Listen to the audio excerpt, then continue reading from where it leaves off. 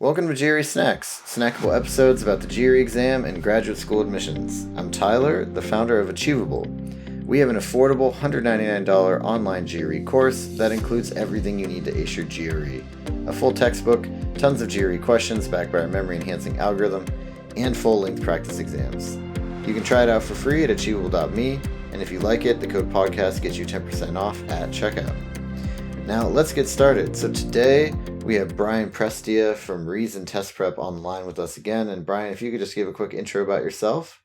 Yeah, thanks, Tyler. Again, I'm Brian Prestia from Reason Test Prep. We do online SAT, ACT, GMAT, and GRE tutoring.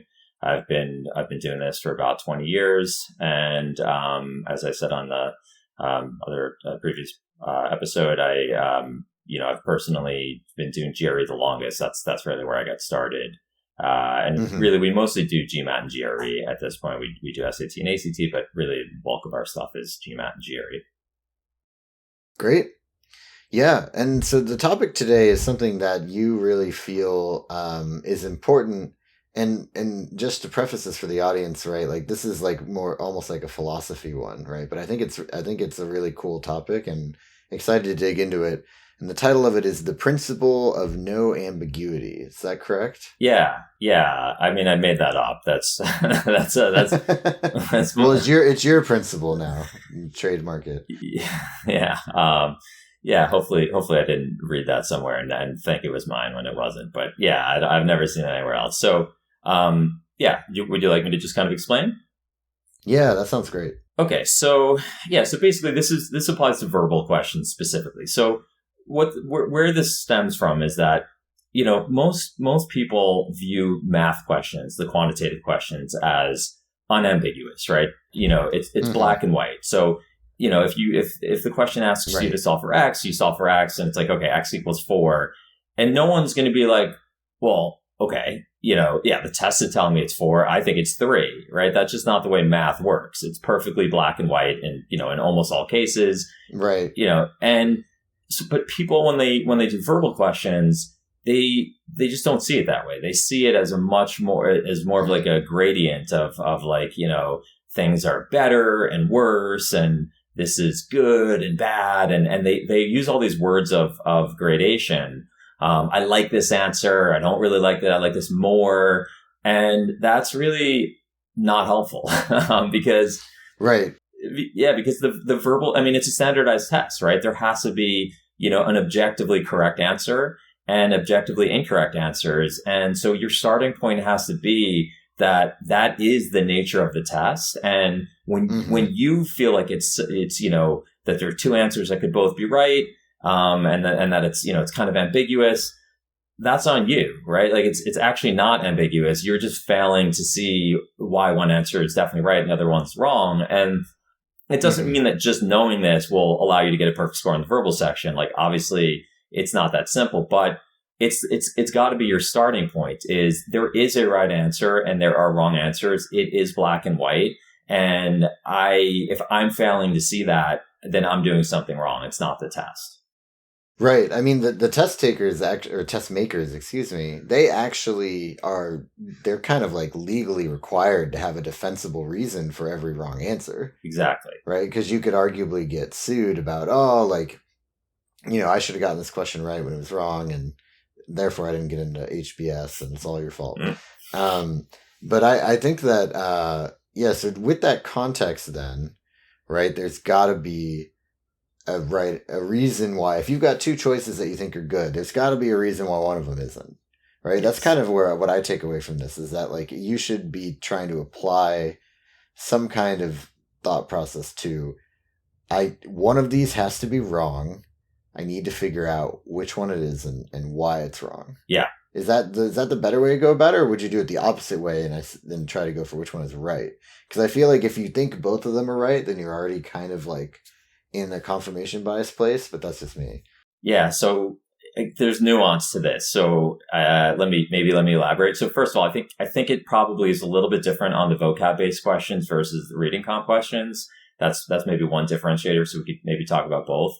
And then, you probably, ultimately you want to do both. You want to be able to see why, and that's actually a deeper point that we can get at, but you want to be able to to understand why the right answer is right and be able to say that the other answers are wrong. Because if you can do that, okay, so this is a kind of abstract point, but let me make it, because this is something I definitely preach. It's something that we teach, and I think it's just a critical thing. So if you're only picking what you think is the right answer, right? And especially if you get it down to two and you're like, all right, it's one of these two, this one's better, right? Well, you're really just making like one judgment, right? And if that judgment is wrong, you're wrong, basically. You're getting the question wrong, right? Whereas if you accept that there are, let's just say on a reading comp question, there are, 5 answer choices, and, obviously 4 of them are wrong, 1 of them is right. And let's just say that 3 of them are obviously wrong, right? So you throw those out, those are out, right? And you get it down to 2. And that's also, by the way, how they often construct these questions, right? Is that some of the wrong answers are more obviously wrong. And then, they'll have 2 answers, one of which is right, the other of which is wrong, but the wrong one is very close, basically. And so it's the one that most people pick when they get it wrong. And by the way, this is going to sound a little bit critical and mocking, but when people are like, well, I did get it down to the last, I did get it down to 2. Well, yeah, but that's not necessarily that hard. The key is that last step of differentiating between those two. So, and there's no partial credit. Exactly. Yeah. So, and it's by design that like they're almost like leading you to that one wrong answer. They don't need you to be tempted by all 4 wrong answers, right? They just need everyone to pick one wrong answer. And so there could be just one very, very tempting wrong answer, really. And so if you're holding yourself accountable on those last 2 answers, right, to be able to say, okay, I can see why this answer is right. I could defend this answer. And I could also defend why this wrong answer is wrong, right? Well, now you'd have to be right twice to get that question wrong, right? You'd have to be wrong on both of those judgments to get the question wrong. And so in a way, you have double the chance of catching a mistake. And honestly, as someone, I excel at the verbal section of the GRE and the GMAT too. I very, very rarely miss questions, but like I make mistakes and I often catch them because I'll find an answer that I think is right. I'm like, okay, that seems right. And then I go further and I'm like, wait a second, that one seems right too. And then, it's that step right there that really catches me. And then it's game on. It's like, all right, like why is one of these right? Why is the other one wrong? And yeah, I mean, I need to be wrong on both of those counts to get that question wrong. Right. And I like that it almost sounds like you built in a little personal checkpoint there, where if you ever see or feel like 2 answers are correct, then really the alarm bells go off and you're like, okay, well now we know what the 2 answers are that they were actually trying to make us choose between, and I've got to figure out which one is the right one and go back to like square one with both of those answers and kind of like bottoms up do it again. Yeah, that's exactly right. And if we applied that to reading comp, just to kind of give an example, again, I would say this happens to me all the time. I actually just expect it now because this is also something we teach, that people should expect this. But the answer choices are often so similar that at first glance you can't process them at the level of specificity and precision that you need to in order to see why, A is right and B is wrong. So, you read A and you're like, okay, yeah, that sounds great. And then you read B and you're like, okay, shoot, like that sounds really good too. And then sometimes you read C and you're like, oh man, like that sounds like it's right also, and then that's not just a failure on your part. That's just like level 1 pass through the answer choices. Now you have to go back to them again and read them again. And then, if you're being really precise, you start to be like, oh, wait a second. Like, I didn't notice that, but like choice B is actually saying this. And that's just wrong. Like that one word right there is wrong. And so I love that answer, but that word's wrong. And therefore this thing's out. Yeah. So that was going to be my next question is like, how do you dig in and really like, what are the things to look for when you've got a verbal problem that you've kind of narrowed it down to 2 or maybe 3 answer choices and you're trying to figure out sort of which one's the fake. Yeah. Yeah. What's sort of the process that you go through there? Okay. Let me come back to that in a second, but let me first throw one more principle in there that I didn't explicitly hit, but maybe I'm hinting at it. But I think this is part of being able to do what, the process that you're asking about. So the other idea that you have to understand, and this is just something we preach. This is a core part of like what we teach on verbal stuff, and it's on the GRE, it's on the GMAT also, it's on all these standardized tests. Is that on a hard question, part of the problem is not just that that a wrong answer sounds really good, right? If the right answer was perfect, well, then the question wouldn't be that hard because everyone would see that answer and be like, oh yeah, well, that's obviously right. It doesn't matter how good you make the best wrong answer. Most people are still going to pick that perfect right answer. So what they do is they take the right answer and they make it what I call deliberately suboptimal, right? So they suppress the right answer down almost to the point of being wrong, but it's acceptable. Right. So That's the other part of this is you have to go in understanding that the right answer isn't necessarily going to be great. And that can be confusing because people think like, well, isn't the point of this to like pick the best answer that could ever be written to answer this question? And yeah, the answer to that is no, because that would be too easy. And so, yeah, you have to go in knowing that the right answer is very likely going to be suboptimal on a really hard question. So that's the first step is going in, knowing that you're not just, eliminating the wrong answers. You also have to know that the right answer might be kind of like not good, but is basically acceptable.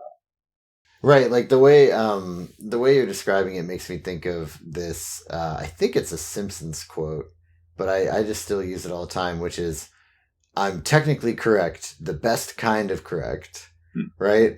And it's one of those things that I think applies here where it's, it might be Futurama. I don't know. Either way, shout out Matt Groening. But it's really important to remember that you're not trying to pick the answer that sounds the best to you.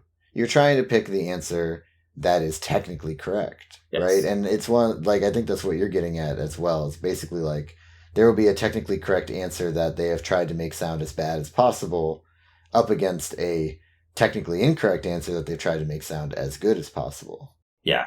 You said that perfectly. I think you just said it much better than I was saying it actually, but yeah, that's exactly it. That's exactly it. And so, yeah, I mean, the right answer might sound worse than the wrong answer, but it's acceptable. It's just not wrong, basically. And the wrong answer, it might sound better, but there's just something about it. And this is true of reading comp where it's like a one word wrong thing, right? Where like holistically overall, it sounds great, but like there's just one word that's just totally unacceptable. And that just disqualifies the entire answer, even if every other bit of it was better than the right answer. Yeah. Yeah, that totally makes sense. Well, then, I mean, do you think now is the right time to talk about process? Yeah, I totally dodged that. I just love, for me, it's like I love to really get nitty gritty with the tactics, right? For people. Yeah. Again, let me maybe just limit this to reading comp because I think the process would be a little bit different for a vocab based question. Mm-hmm. So for reading comp, if there's ambiguity, right? Ambiguity in your mind, as we said, there is no ambiguity in the actual question, but if you're sensing ambiguity on a reading comp question, it's in one of three places, right? Either you're failing to see a difference between the answer choices that is a meaningful difference that separates, them and makes one right and the other one wrong. So that's probably the first place to start is to just reread the answer choices and be like, all right, like, am I missing some subtle difference here that really, just disqualifies one and makes the other one acceptable? So that's kind of the first place to look. This other two are the question itself and the passage. And, I'd say it maybe depends. I wouldn't say, that you would automatically go to the passage first and then the question. It might depend on the situation, but those are the other two places to look. So sometimes it's like you haven't actually processed or understood what the question's really asking. So, again, like a function question that's asking, the author's intention. You might have read it and processed it as like, the question's asking, what did the author say? But really the question's asking, why did the author say it? What's the purpose of that sentence? And that's the reason that you're stuck in this like place of, and my expression here is you're flailing around in a sea of ambiguity. So that might be the reason that you're flailing around. And then the final place is to go back to the passage, right? I mean, the answer is going to be in the passage. And so it might be that there's something that you just totally missed or that you misunderstood, and you have to go back and find it in the passage in order to differentiate. Yeah. And then when you're evaluating answer choices, are there any like kind of key words or key sections of the answer that you look at, right? Like I think in a previous episode, somebody said something along the lines of like, if something ever says like never or not or something like that oftentimes can be a really, that kind of an absolute can be really telling one way or the other. Do you have any other thoughts like that? Yeah, again, there's so much nuance to this. This could be we do another podcast just on this alone, honestly. So I'm going to try to keep it brief. But yes, there are patterns in the wrong answers, and that is part of being good at, if you really want to be good at reading comp and just crush it, it helps a lot to really understand the patterns of the wrong answers.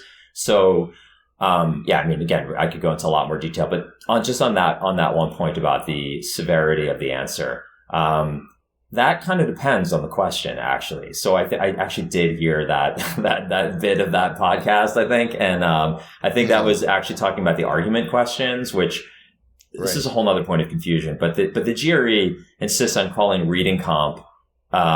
Really, it uses the word reading comp for what on the GMAT and then the LSAT are two totally different question types. One is an argument question type, and the other is traditional reading comp. So, but for the argument questions, like questions that ask you to draw inferences, basically, and that could appear even on reading comp. Yeah, like a really bold statement will tend to be wrong, and that's true also of a question asking you about an assumption, because an assumption tends to be more modestly worded. And your guest, I think, did a really good illustration of that. But it's actually not always wrong. So, on the argument questions, on a question that asks you to strengthen or weaken an argument, you actually want a really strongly worded answer, because one that's worded in, if an answer that says something like, some people might not, do this, on a strengthen or weaken question, that's usually wrong. In fact, I would actually go as far as to say, if you see the word some as the first word on a strengthen or weaken question, I mean, if you were really in a time pinch, I would throw it out without even reading it. Yeah, I mean, almost certainly wrong, basically. Yeah, so there are definitely patterns, things that you pick up on. And yeah, that goes back to really making a study of questions and, being very deliberate in your practice and really trying to, deconstruct the test. Yeah, fantastic. Well, this actually, I think, has a ton of really actionable stuff in it, and it's really helpful. Is there anything that you want to conclude with here on this topic? Hey, so I think, like I said, I think the thing to just understand is that this is really just the starting point, right? Like I don't want to make people think that having this mentality is sufficient by itself. It's like necessary, but not sufficient. So you have to come from this starting point, and then there's a lot of subtle work that you have to do to really be able to parse the answers and understand why one is right and the other wrong. But if if you take the attitude of like, oh, this is better, I like this one more, all those words of gradation, they need to go out the door immediately. You need to be speaking in the language of this is right, this is wrong, this is acceptable, this is unacceptable. It's a binary black and white thing, and that's got to be your starting point. Yeah, great. Thank you so much. This has been GRE Snacks, hosted by Tyler from Achievable with Brian Prestia from Reason Test Prep. Achievable has a great online GRE course that you can try for free at achievable.me. Give it a look, and if you like it, you can use the code podcast to get 10% off when you buy it.